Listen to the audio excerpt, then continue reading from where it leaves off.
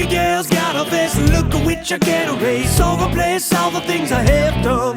When she's on her knees, got the squeeze, trying to get my car keys, just to be a tease towards my stepson. So I've got bass, I've got lead vocals, Cecil. I already we surmised Sinister Gates and Sinister Gates, yeah. Sevenfold.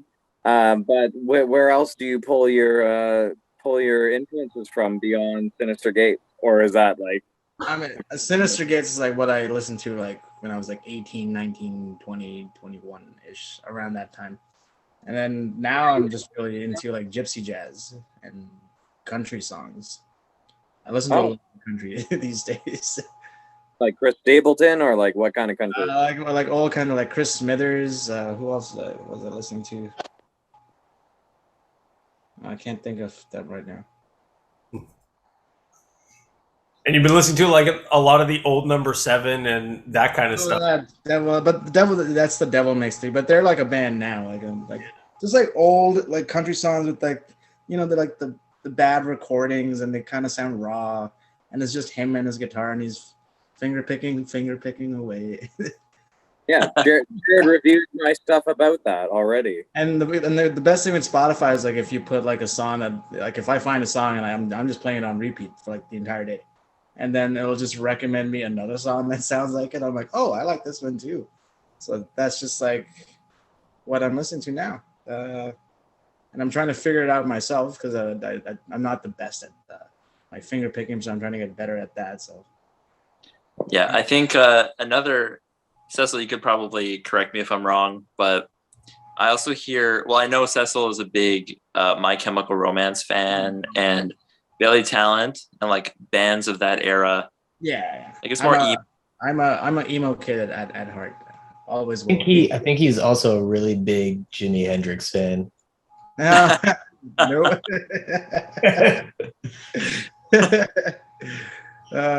That's hilarious. I try to get Cecil to listen to more Jimmy Page and Jimi Hendrix. You know, I think I've convinced him to start listening to some Eddie Van Halen, and you know, I've heard Van Halen growing up as a kid. Mars. You know, some Motley Crue, and we got him to play Slither, so he's listening to some Slash. But I'm slowly starting to get my influences into Cecil, but it's very difficult. He's got a thick skin. It's weird because like the first time I really started to listen to Slash was Velvet Revolver. Hey, you know what? That's probably the best for you because you ended up like your quality in the band is as I mentioned before. Like if I listen to you versus listening to Mike solo, like I know the difference. And yeah, it all worked out in the end. The fact that you have that sort of like that little bit of creep, that little bit of discordance, that little bit of like, hey, I'm gonna fuck you up right now. Whereas like Mike is like, hey, here's this fucking like 80s, you know this shit. Like, fuck you, man. Here's 80s hair metal. I'm gonna fuck you up with this. Like, there is a huge difference, but both work in the same frame. And the fact that they can both work in the same song is awesome. You give your own sound that much more presence, allowing these two different genres to just like collide in this awesome fucking piece. Like, yeah, it's amazing that happens. Yeah. And that's where like, you know, it's flattering to get compared to all of these different artists and influences that we had and that we listened to. But I think that the way that we put it together and the way that we approach our music is kind of unique. And I have a lot of fun in the way that we write songs and especially the way we perform. It makes us stand out from the other bands that are in the scene that are also great. And like, but I feel like we have a unique sound because Cecil brings this jazz influence and Mike is just like this awesome rock singer and player. So yeah, I think it's really cool. The contrast is very cool. And I don't think you hear it a lot in your typical rock music. So I think it's cool. I'd agree. It's not a typical thing because usually you're used to hearing like the Joe Perry, the Slash, the Kirk Hammett, like whatever you're used to hearing. Like the Tom Morello. Like there's a specific guitarist you're used to hearing, and that's the one guitarist you hear, right? Like James Hetfield keeps that rhythm going. He'll do some guitar harmonies or whatever else going on there, but he doesn't really like riff on his own solo shit very much, right? It's Kirk Hammett who's a that shit. And so now I feel I've been neglectful. So Jared, drummers of influence for you. Is that so? I've heard Robert Plant, I've heard Jimmy Page already. Is there a John Bonham in there, or like what's going on here? Yeah, there's a John Bonham in there. For me, it always goes to Chad Smith from the Chili Peppers first. And the more I listen to both bands, Zeppelin and the Chili Peppers, like Chad is really that sort of modern extension of what Bonham was doing. And I think for me, I find most exciting is like those drummers that are really feel driven, but can bring that sort of big rock sound, right? So like the whole Bonham sound was his feel backing and kind of leading this rock band, like the loudest rock band at the time, but playing laid back and basically funky. And that's what I think made Bonham so cool. Mm-hmm. And Chad Smith does kind of the same thing, just that very laid back feel. It just grew so hard. In the same vein, I'd have to say Brad Wilkes from Rage Against the Machine is like the exact same thing, just more ferocious. And like on another level of that extremity, like you've got like Joey Costello from Queens of the Stone Age, and who's now with the Bronx, and is hands down the loudest drummer I've ever seen live. But like he's got that pulsing feel. It's just so intense. Field drummers that can like that can kind of like inject that funk, that feel into a big rock sound is what excites me most. And kind of it's one of those double take things. I think it just makes me go, whoa, that's really cool. It's very simple, it's very laid back, it's subtle, but it's big. So that being said, you have this EP coming out. That's fantastic. And where do you guys, each of you individually, I suppose, to hear from each of you, I'm sure you'll all come together on this one, but where are things going forward post-release of the EP and the raffle and all that stuff? How are things looking for you guys beyond that? Lots of live shows. We're going to be hitting the stage hard, moving hopefully outside of just the Toronto area and maybe outside of some places we played before. Hopefully out of province, that would be ideal.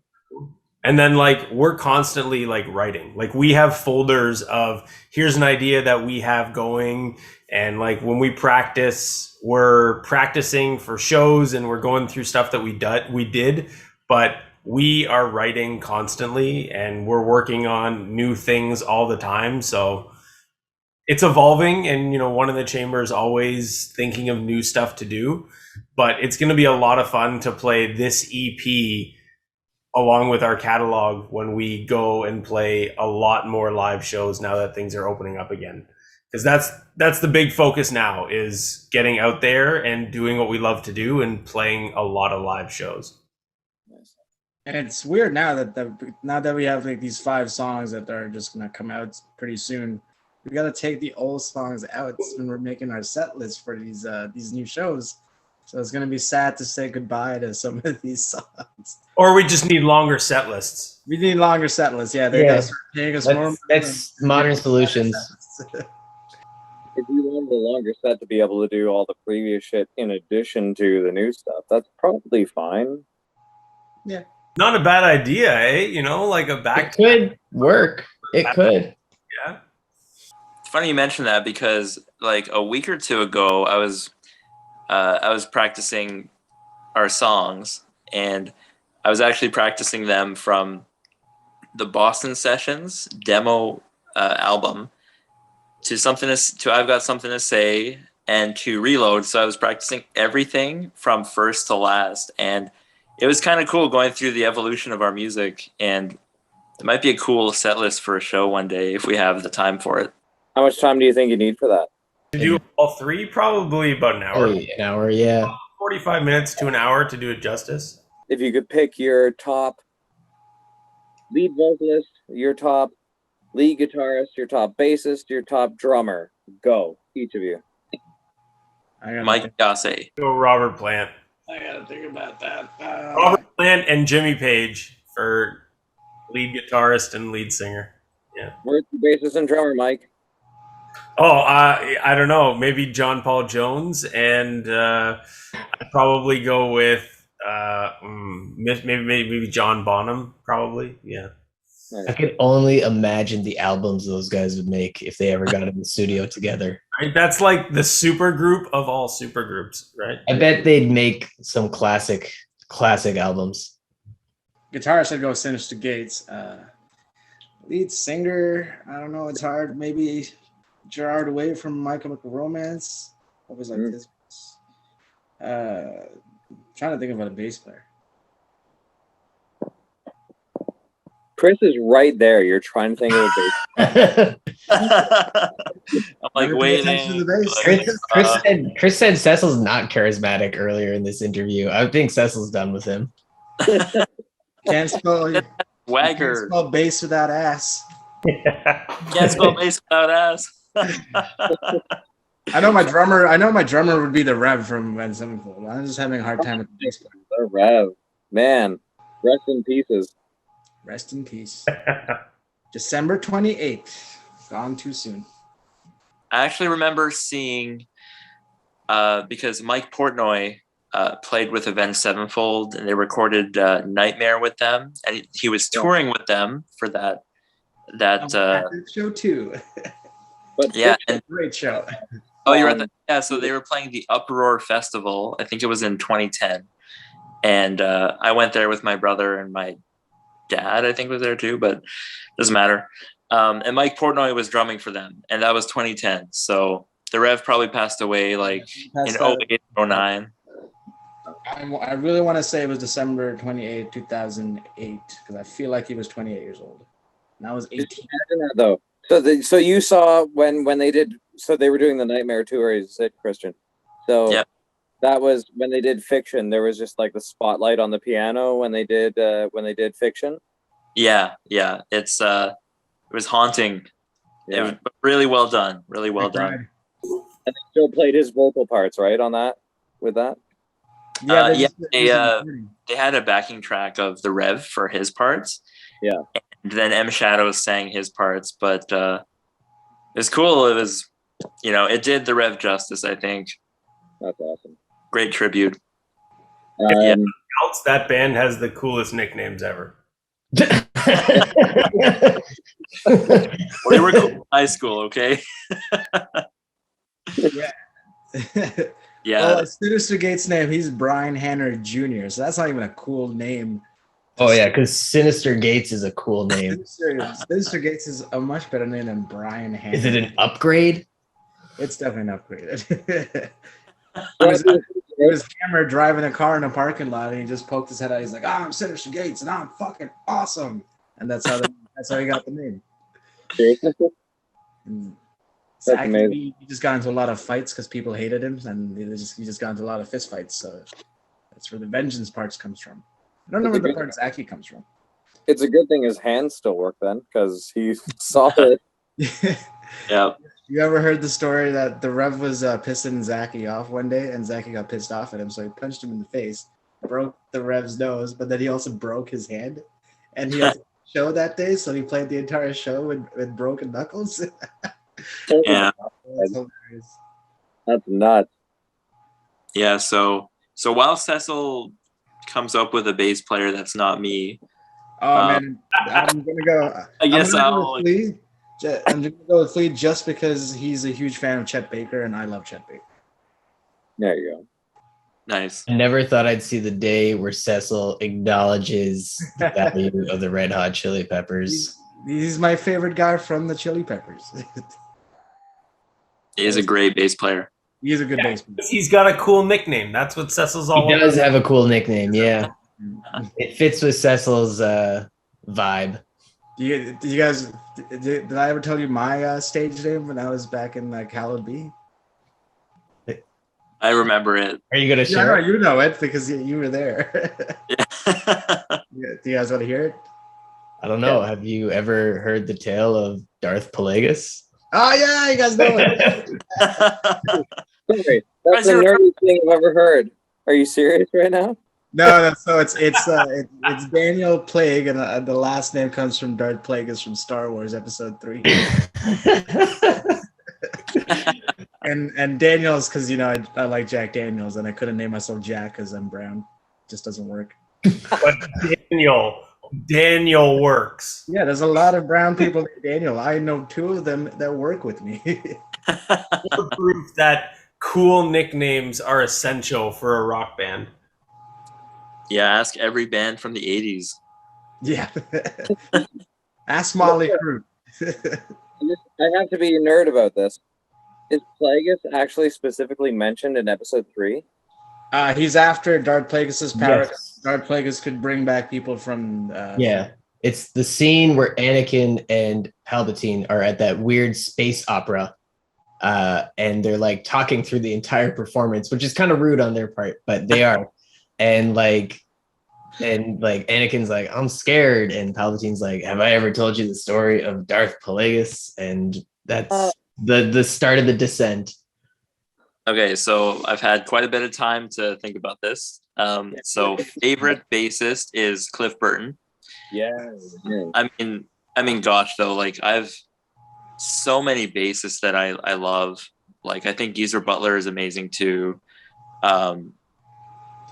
Like Geddy Lee from Rush. Yep.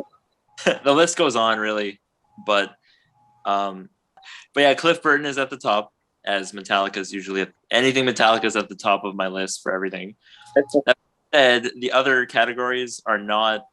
Well, actually, I would say James Hetfield's probably my favorite vocalist as well.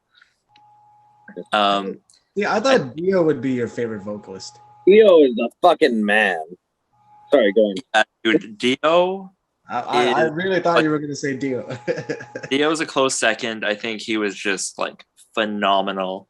But James Hetfield, man, like he's a powerhouse. Like you fuck with this guy. And, Yeah. and I love his vocals. I've loved them ever since I was growing up listening to Metallica, listening to the Black Album, and like I think he's an amazing vocalist. Even now, they're all older, and he's still quite a powerhouse for his age. So It's because he quit drinking. well, maybe. But so James Hetfield for vocalist. Drummer, I'm gonna say Mike Portnoy, former Dream Theater drummer. I love watching him play, and I love the parts he comes up with, and he's very musical when he's writing, but he also is very groovy. And I think that's one thing Dream Theater is missing now. Mike Mangina is a fantastic drummer, and I think he fits in the band, but I think he lacks that groove aspect that Mike Portnoy brought to the band. So, but yeah, Mike Portnoy, probably my favorite drummer. Have you heard the Winery Dogs? I've heard of them, but I haven't heard anything from them. Actually, I heard their cover of Mob Rules. Oh, nice. Check out the version of Fooled Around and Fell in Love. Check out their version of that. Oh. Okay, cool. Dynamite. That's a good song. Three Dogs. Yeah. His side projects are great. I haven't heard a lot of the music from them, but yeah, he's great. So I'm sure he makes everything great. And the music he plays with are fantastic players as well. So you just know it's going to be good. Yep. Yeah. And so favorite guitar player, I'm going to say John Petrucci from Dream Theater. Ooh, nice. You're a hard-on Dream Theater fan, eh? I'm a big fan, yeah. I like my thrash metal and groove metal, but I also really like my prog metal, and Dream Theater is like one of the top. So I love it. And who do you got left here? Jared, you I don't know. I was too busy like judging Eric's everyone not else's really into band, music. and so far, Mike's band is my favorite by far. Um, uh, Probably Chris Cornell on vocals. Oh yeah. Um, I don't know which guitar player to go with, but I'd be very curious to hear Jerry Cantrell work with Chris Cornell as That a would be guitar player, but also for the harmonies that they would come up with vocally. man. I think that would be really fucking cool. Only Alice in Chains and fucking Soundgarden like ever melded together. Yeah, there's one track on the Sap EP, like that really lesser known Alice in Chains album where Chris is featured on it. And it's like it's a weirder track, but it's really cool to hear those three voices together. But yeah, I'd go Cornell, Cantrell. Um, I want to say Flea on bass, but I'm also kind of curious as to like what someone like Justin Chancellor from Tool could do underneath that. And I would probably go Chad Smith on drums. How are you guys feeling about sitting on this EP on release? Like where do you guys feel you're at now with all the pandemic shit and whatever else is going on? Like you got live gigs booked, or you've got like a tour ready to go, or you're just like happy to fucking release something finally? Like where are you guys feeling at right now?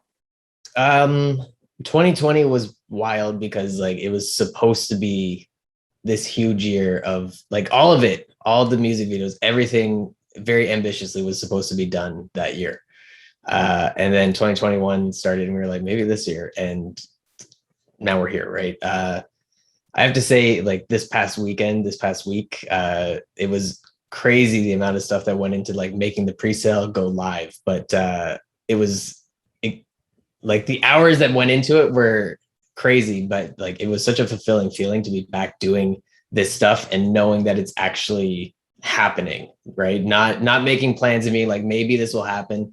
It was really just an amazing feeling to be like working on something and knowing that there's an announcement next week and in like just over a month there's a record coming out. Beyond that, like Mike said it best, like we're going to play live. We're working on an album release show and hopefully making that like as special of an event that we can. Beyond that, there are a handful of dates that are already booked and more dates to be booked. It's going to be a very musical 2021. 2020. Oh, 2020. Oh, wow. It's going to be a very musical 2022. It was, yeah. Cheesy line was foiled. Yeah, I made the cheesy line even worse. My bad. And if we're lucky and we get another album done, hopefully we'll be recording that at the end of the year in the winter months when it's all snowy and nobody wants to go out and watch shows. But fingers crossed, we'll see. But live shows first. Live shows is definitely first.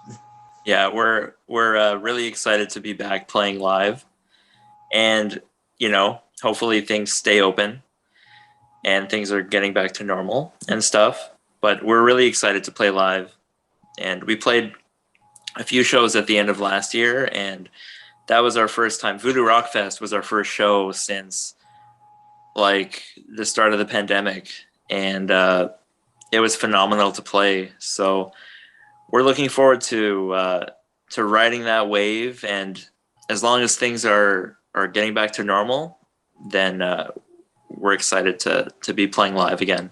I'd love to have you at the farm show in Deep the last weekend of August. And you guys, if you need an hour to go through your whole breadth of your catalog or whatever, fine. If you need an hour and a half, fine. If Cecil's like, fuck you guys, I can't rock it that long, then fine. Just tell me how long you need. We've done it before. I love just like 10 songs is easy. Fine, it's fine. I'm there for it. It's fine.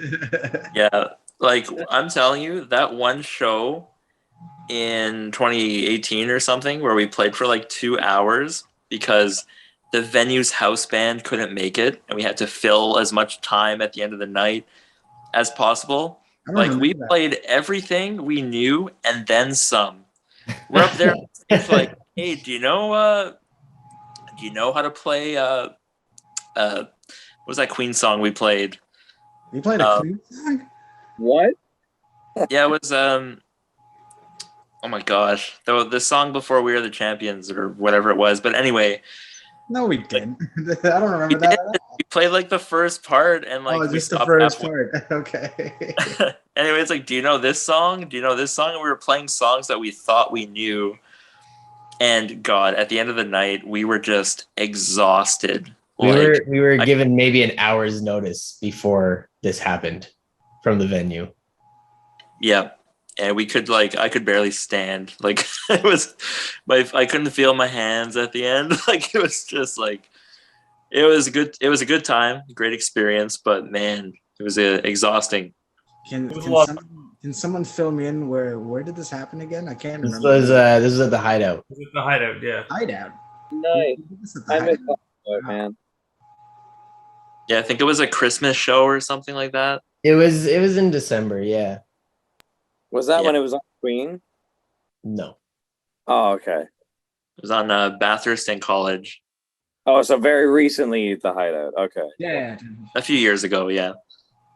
You guys are geared up for the 8th for the release, and where do you see things going beyond that? I know there was potential for a video coming up for one of the songs for Oysters and Champagne, but beyond that, you're just live gigs, as many as you can hammer out, right? In this quote unquote post-COVID world or whatever it is. Well, I mean, there's also another music video you may have heard of, but there is a video for Crooked Girl. I don't know if you know that song. I don't know if you know that video, but I don't know. That's happening too.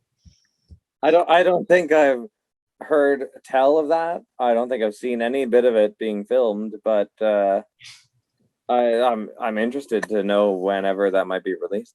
Yeah, that song is about COVID-19. I mean, it's not. So. It's not. No, I was just joking. I was where that came from. So I don't know. it was written Trying to be funny. before COVID. So When are you looking to release that video though? That's Oh, no idea. Probably summer. I don't think we have a specific date in mind, but sometime in the summer, most likely. it was certainly fun to hang around while you guys filmed it. It's fun having you there. yeah, It was serious. you guys are a good time. Yeah. I'm glad, but it was awesome because the number of locations you have. Dropping that video is like, hey, by the way, here's how big my dick is, and you should hire me at all the places that we filmed at. And I feel like that might have been intentional. I don't know. I never phrased it so eloquently, but I think that was part of the idea. Anthony, I love the words you come up with. Yeah, you're a true wordsmith. My favorite reviewer of music by far. I can't wait to drop the review for this EP. Every interview is just so quotable. Yeah. I'm glad. But I love you guys so much, and this is awesome to be able to chat with all four of you at the same time, even though we're not all in the same place. But I hope to actually just be able to sit with all of you sometime soon in Toronto in a place where all of us can sit and chat. But until then, I'm super excited to push the release of this EP, and it's dynamite, and everyone should listen to it because, of course, they should, because it's you guys, and of course, I'm going to promote that because it's you guys. And I know, Jared, every time you're like, I don't know how this happened, and this guy is like, he thinks we're the best, or like, he's doing a documentary, and I don't know why. I still wonder. We are like that, yeah, for sure. But no, I want to thank you all. You guys are all fucking sweet, and your music is all dynamite. I love your influences too, hearing how you all come to put that together to make this amazing music. It's fantastic. So thank you all so much. And thank you for the all the kind words. We've basically just been sitting here for 2 hours as you've praised us. So thank you. Thanks for the continued interest in everything we do, and thanks for your time. It really means a lot to all of us. Yeah, it really does. Really does. as Bulldog would say, you guys are great. And, I love hearing the thrumming bass of your music, Christian. And you have such hot wives, all of you. That's great. I hope he's watching this. I hope he does. And you know what? And I love him for it. But thank you all very much. And yeah, we'll talk soon. I can't wait till we can hang out again. Yeah. Man, It'll be a good time. This time don't drive home at the end of the night. Stay till the morning.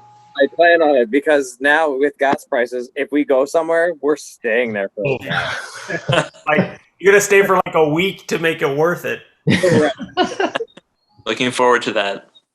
Me too. All right. Have a good one, guys. Thank you so much. Till Have a- next. Yes. Take care. Thank you again. Cheers. Yeah. Cheers. Step up, girl. Let me feel you alright. I got a premonition that you're gonna put up a fight. I wanna touch you, test you, see you running with me. 'Cause when I let you loose, babe, you're gonna lick up the scene. It's just like, this is the best thing ever. I'm like, yeah, I told you they're the best Canadian metal band.